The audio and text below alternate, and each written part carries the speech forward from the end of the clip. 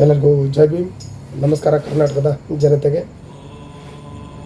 ಸಮಸ್ತ ನಾಡಿನ ಜನತೆಗೆ ಯುಗಾದಿ ಹಬ್ಬದ ಆರ್ಥಿಕ ಶುಭಾಶಯಗಳು ಹಾಗೂ ಸಮಸ್ತ ನಾಡಿನ ಜನತೆಗೆ ರಂಜಾನ್ ಹಬ್ಬದ ಆರ್ಥಿಕ ಶುಭಾಶಯಗಳು.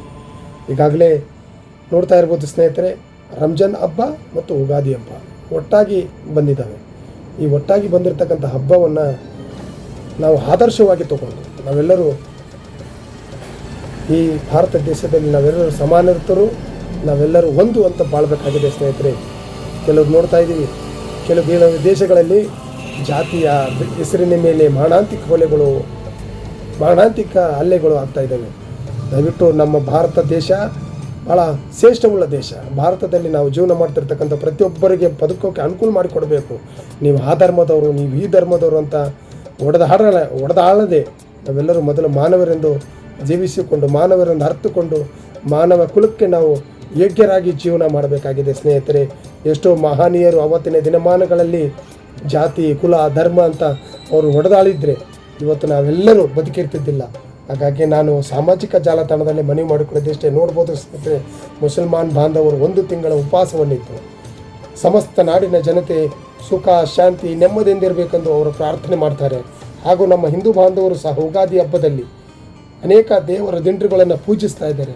ತಮಗಿಷ್ಟ ಬಂದಂಥ ದೇವರುಗಳನ್ನು ಆರಾಧಿಸಿಕೊಂಡು ಪೂಜೆ ಮಾಡುವಂಥ ವ್ಯಕ್ತಿಗಳ ಮನೋಭಾವನೆಗಳನ್ನು ಧಕ್ಕೆ ತರದೆ ಅವರೆಲ್ಲರ ತಮಗಿಷ್ಟ ಬಂದಂಥ ರೀತಿಯಲ್ಲಿ ದೇವರುಗಳನ್ನು ಆರಾಧಿಸೋಕೆ ಅನುಕೂಲ ಮಾಡಿಕೊಡಬೇಕು.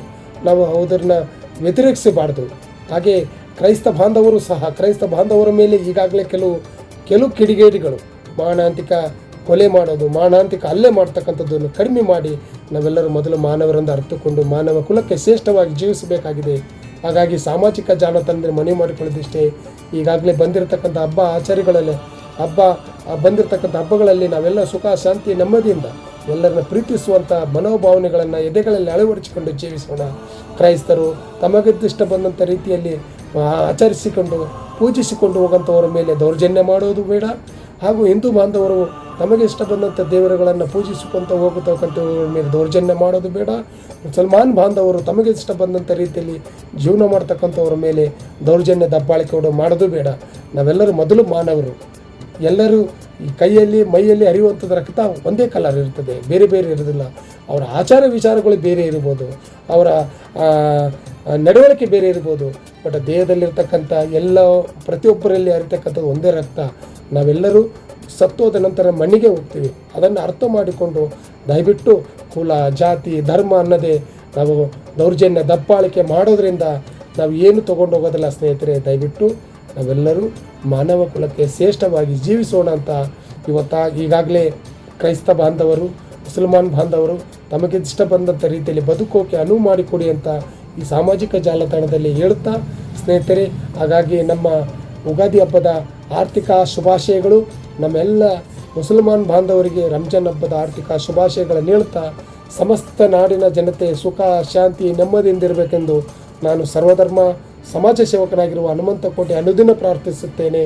ಹಾಗೆ ಅನುದಿನ ಸರ್ವಜಾತಿ ಜನಾಂಗಕ್ಕೆ ಸರ್ವಧರ್ಮ ಸೇವಾ ವೆಲ್ಫೇರ್ ಟ್ರಸ್ಟ್ ಬಡವರ ಸೇವಾ ಕೇಂದ್ರ ಮೂಲಕ ಅನೇಕ ಸಾಮಾಜಿಕ ಸೇವೆಗಳನ್ನು ಮಾಡಿಕೊಂಡು ಹೋಗ್ತಾ ಇದ್ದೀನಿ.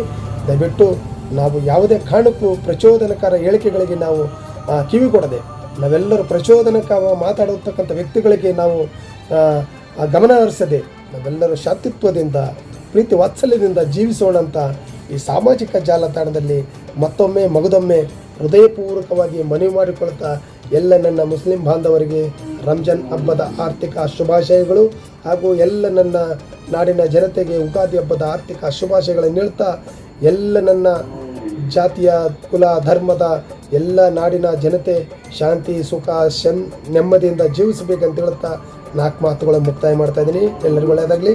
ಜೈ ಭೀಮ್.